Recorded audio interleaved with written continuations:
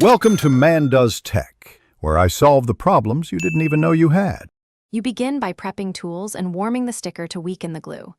Use a hair dryer on medium, hold 3-4 in away, and heat one corner for 15-30 seconds so the adhesive softens. Once the edge lifts, slide a plastic card under the sticker. Push gently, not pry.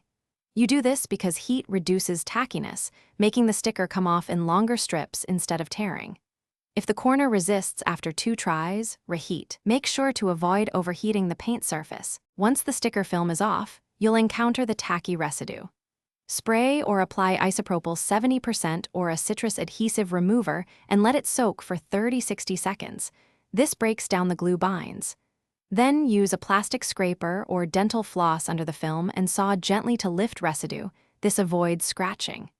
If pieces remain, reheat briefly and repeat. Make sure to wipe cleaned areas with a microfiber and a gentle cleaner, so no solvent remains. You finish by washing the area with car soap, drying, and then applying polish or a thin wax layer to restore gloss and protect the paint.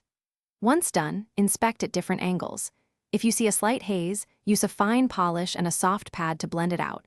Make sure to use light pressure.